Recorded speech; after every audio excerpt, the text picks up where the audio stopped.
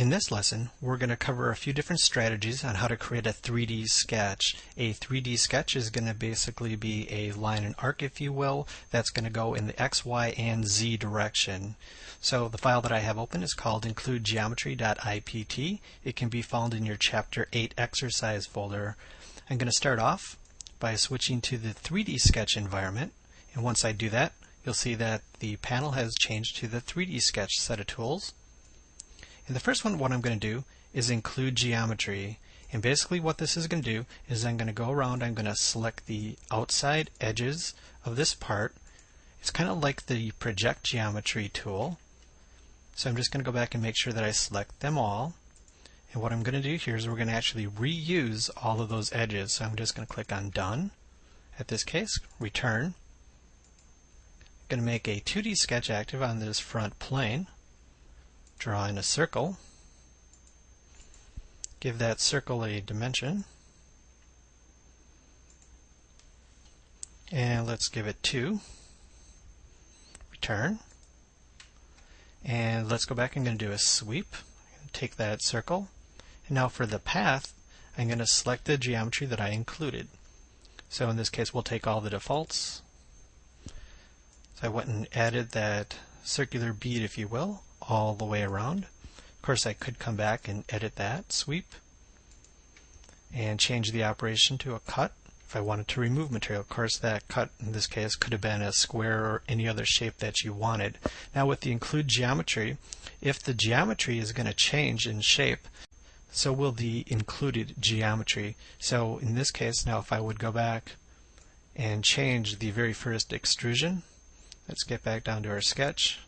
And let's change that from 50 to 75. Do an update. You'll see that our cut, in this case with the sweep, has also been updated. I'm going to now close out of this file. And the next file that I have open is called 3dintersection.ipt. It too can be found in your Chapter 8 exercise folder.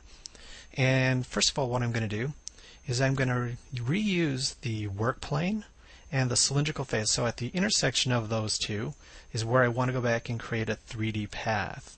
So again, I'm going to get back into the 3D sketch environment, and from the 3D sketch tools, I'm going to select on the 3D intersection curve tool. And for the first one, I'm going to select the cylinder, and for the second selection set, I'm going to select on the work plane, click OK. If I turn off the visibility of the work plane, you'll see I now have the geometry created at the intersection.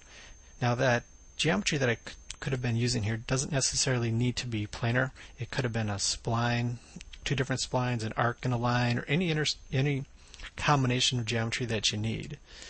So what I'm going to do at this case, return.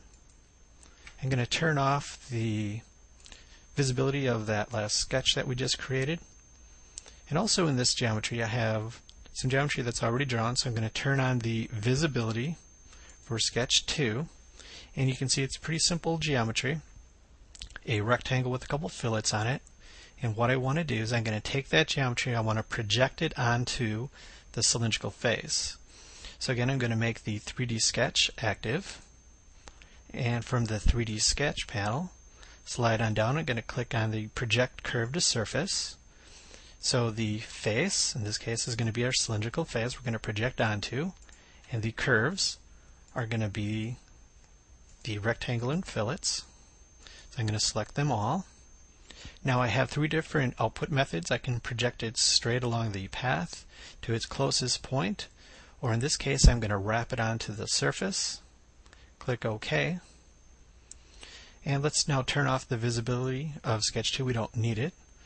So now that I have that geometry projected onto the cylinder, I'm going to exit out of the 3D environment. I'm going to make a 2D sketch active. And from here I'm going to go back to my origin plane, select on the YZ plane. So we can see inside the geometry. Let's go on down and click on Slice Graphics. And what I want to do now is I'm going to click on the Project Cut Edge tool to project all of the information that's on that current sketch onto the plane. And now I'll just draw a circle again. And I'll place in a dimension, just hitting D on the keyboard. I'm going to change it to a diameter of 2. Return. And let's go back again. I'm going to do a sweep. I'm going to take the circle and sweep it along our projected geometry. Again, in this case, just a join.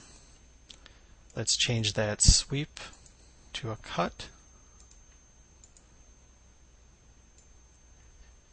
Very quick, very simple to go back and create that 3D sketch. In this case, we're using some existing 2D geometry. I'm going to close out of this, and let's start up a new part file.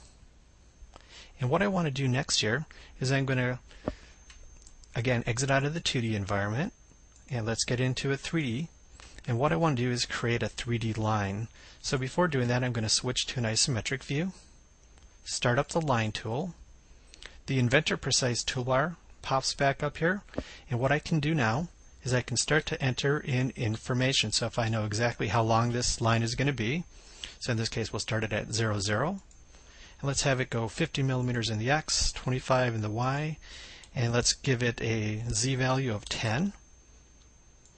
Now if I scroll back down on this, you can see that's exactly where that line went. And it's also being relative to the last point drawn, and I can control that by the precise delta. So now I can continue along. I could say 25 in the X, let's go 40 in the Y, and 50 in the Z. I can also come back and I can just select on these planes just by highlighting them. And when I do that, in this case, you'll see that it placed in a 0 for the Z. So I could say we'll go 10 in the X and 20 in the Y. Let's do one on this plane. So also while you're drawing, I could have went back and did a right mouse click, and you could turn on the auto bend, and it would have been placing in a fillet along these edges here. In this case, I didn't do that. So let me show you a different way. I'm just going to exit out of the line tool, and from the 3D sketch, you'll notice I do have a bend, so I could come back and place in bend for each of these if I wanted to. Go ahead and close it back out of that. Also with these 3D lines, we can go back and you can place dimensions in here, so I could come back later and change my mind and say, well, I really want that length to be 60. I could place in an angle between these if I want it, let's say 140. I also have constraints that I can apply. So for example, if I want that line and that line to be perpendicular, go ahead and apply that. And to finish this back off, just going to exit out of the 2D sketch, or the 3D sketch environment. And let's go back and make a work plane that's going to be normal to that line and to that point. Make that the active 2D sketch. And that's really the important point here, just to make sure that you're always in the correct environment, 2D or 3D sketch. So in this case, I'm going to use project geometry. Let's project that edge onto the current plane, or active sketch, I should say. So let's draw in a circle, dimension it. And in this case, too, also, we'll do a sweep, and the path will be our geometry. So I've just created a tube run, if you will.